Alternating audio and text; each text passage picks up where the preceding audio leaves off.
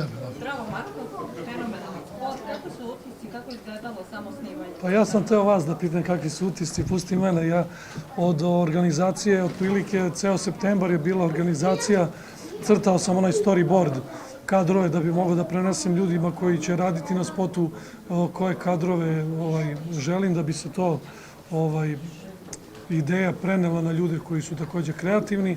To je bio septembar, oktobar je prošao u snimanju, novembar je počela montaža i do snimavanja nekih kadrova i evo ušli smo u decembar. Kako se osjećaš kao boss? Pa dobro, takva je pesma da je zahtevala tako neko, da kažem, možda kriminalnu neku priču, bolje kao boss u organizaciji snimanja nego ovako neki boss. Odakle ideja za ovaj film da kažete? Pa zato što je takav tekst. Jednostavno, slušajući tekst pesme sam puno razmišljao kakav bi spot trebao biti i onda gledajući te raznorazne filmove, jel tako, u odrastanju, onda sam pokušao da napravim i da režiram tako neku priču koja će stati eto ta 4 minuta. Čak je za spot produžena pesma za ceo jedan foršpil da bi mogli da stanu kadrovi. Još sam neke kadrove izbacio, nije moglo da stane i žao mi je što Saša Đorđević, inspektora koji je glumio, nije stigao, shvatio sam, nisam ni poslao pozivnicu, eto u organizaciji sam napravio jedan propust i njegova ideja da probamo da napravimo od tog sirovog materijala jedan kratkometražni film od 10 do 15 minuta i onda da pošaljemo možda negde i kao neki kratkometražni film. Supruga se našla u spotu, kako je ona bila toliko? Pa dobro, ona je bila u tom jednom kadru na početku gde je to društvo, odakle se javlja da smo namešteni. Tako ga ću ostaviti ako neću ženu. Da, zanima me, ti si na kraju spota otišao sa drugom. Zašto nije žena bila na kraju spota? Sa kojom drugom? Drugom devojkom Plavušom, koliko mi se čini. Da je bilo u spotu, kad ste to. Zašto nije supruga umesto te Plavuša? Pa to su već neki tehnički razlozi. Evo je supruga tu, bolje pitajte odmah nju što ona tada nije mogla da dođe na taj dan snimanja i to je razlog što je u stvari ona zanemarena u stvari, da. Praviš mi problem, frku u kući, iako sam boss, evo vidjet ću, imam probleme sad. Ti si rekao kad drugi put gledamo spot, da obratimo pažnju na detalje, da nešto ne promakne, ja sam obratila pažnju na taj detalj. Dobro, ja sam mislio ako čitate tekst, onda ne vidite okolo možda neke lepotu kadru. Da li bi nam neku anegdotu otkrio sa snimanja, nešto što je na tebe utisak? Pa ne znam, anegdota kad sam došli na most da snimam, nisam znao se kum toliko boji visine. Kum se baš plašio visine i sad mi smo došli, a kuma nema, ja pogledam, on polako ide. Polako, znači eto, to je jedino to što sam otkrio da mi se kum boji baš visine. Koliko je koštalo snimanje? To nije važno. Skupo jeste i vremena, truda, ljubavi, ideje da dođe do realizacije. Samo neko ko se bavi snimanjem može da pretpostavi koliko je ovo bilo zahtevno dok rasvetliš, dok postaviš, dok snimiš, dok montiraš, dok uradiš kolor korekciju. Treba vremena.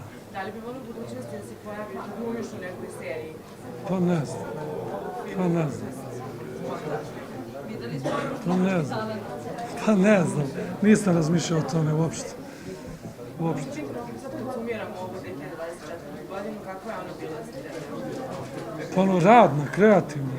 Nadam se i ova naravno će biti tako kreativna, radna, puno ideja, još imam puno gotovih pesama. Da li ću uspeti da za svaku pesmu uradim spot, to ne znam.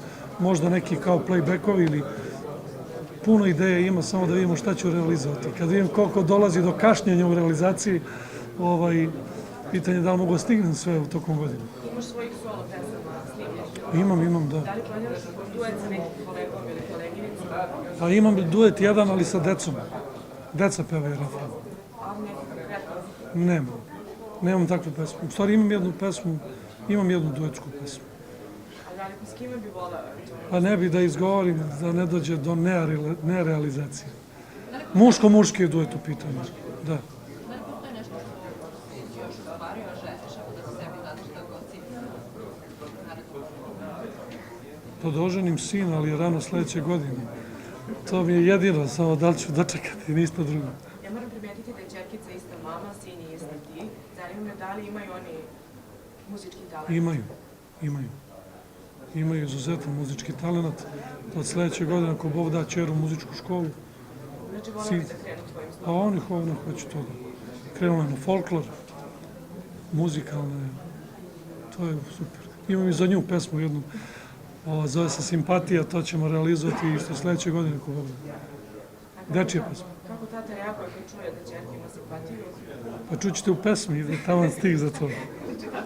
Da pričeka, tata kaže da je malo rano. Ali si strog kao tata? Pa nemam pojma, to biste morali njih da pitate. Trudim se da budem stroga pravičan, samo u tim trenucima kritičnim moram da reagujem. A da li se više plaši tebe ili supruge? Pa mislim suprotno. Znači, ona je opasnija. Da. Moram još za kraj. I ja se bojim takođe. Svi se bojimo. Ona se smeje tamo u pozadini. Da. Moram za kraj još samo da te pitam. Milica Todorović je izjavila za medije da ne postoji estradna ličnost koja se ne domoljava. Pa me zanima tvoj stav. Možete da uradite test.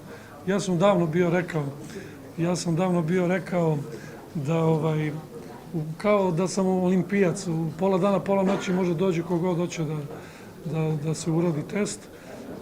Ako sam pozitivan na bilo koju drogu, ja njima dajem 20.000 eura, a ako sam negativan, oni meni 500 eura. Ti koji su hteli da uradim test, nek mi daju 500 eura. I to važi uvek, do kraja mog života. Ali da li je to istina da to prati muzičare kao koriste? Ne znam, ja ne znam šta ko radi. Znam šta ja radim. Ti se ne družiš s takvima, jel da? Ne, ja znam šta ja radim. Šta drugi rade ne mogu da komentarišem i da pratim ili da sad se ja bavim tuđim životima. Ja mogu za sebe da garantujem.